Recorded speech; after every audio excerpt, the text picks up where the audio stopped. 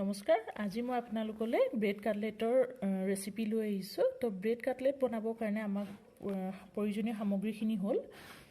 মই ইয়াত ব্ৰেড লৈছোঁ মই ইয়াত 8খন ব্ৰেড লৈছোঁ নিমখ গৰম মছলা 2 চামুচ ধনিয়া পাত বা আপোনালোকে পুদিনা পাতো ল'ব পাৰে ইয়াত নেমু টেঙাৰ ৰস মই 1 চামুচ লৈছোঁ কৰ্ণফ্লোৰ 2 চামুচ 1 চামুচ ৰঙা জলকীয়া গুড়ি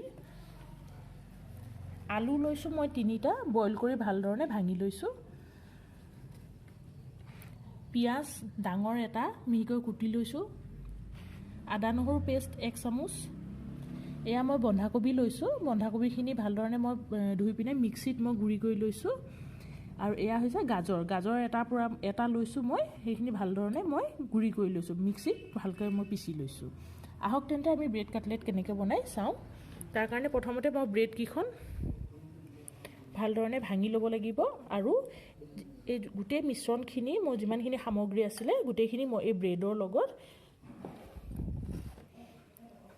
মিক্স কৰি ল'ব লাগিব বইল কৰি লোৱা আলুখিনি ইয়াত মই দি দিম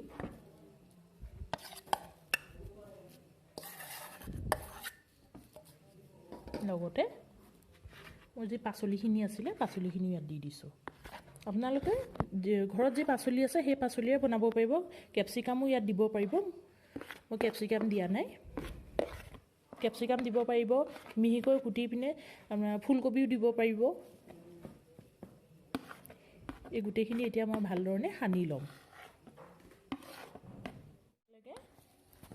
সামগ্ৰীখিনি মিক্স কৰি ল'লোঁ এতিয়া মই ইয়াত অকণমান হাতত মই মিঠাতেল লগাই ল'ম আৰু সৰু সৰুকৈ লাডু নিচিনাকৈ বলৰ আকৃতিত প্ৰথমতে এনেকৈ বলৰ আকৃতিত বনাই ল'ম তাৰপিছতে চেপেটা কৰি এনেকৈ ৰাখি যাম এয়া মই এনেধৰণে সৰুকৈ কাটলেটৰ আকাৰত মই বলকেইটা বনাই ল'লোঁ এতিয়া মই কেৰাহীখনো মোৰ গৰম হৈছে কেৰাহীত এতিয়া মই লাহে লাহে এটা এটাকৈ দি ভাজি যাম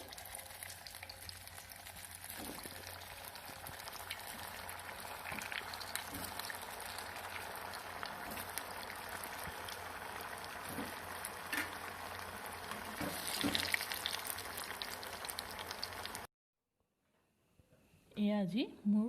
ভেজ ব্ৰেড কাটলেট প্ৰস্তুত হৈছে মই ওপৰত অকণমান চাট মছলা দি দিছোঁ গৰমে টমেটো চচৰ লগত খাবলৈ খুবেই সোৱাদ হ'ব আপোনালোকৰ ঘৰত এবাৰ এনেদৰে বনাই খাই চাব আৰু কেনেকুৱা পালে মোক কমেণ্ট বক্সত জনাব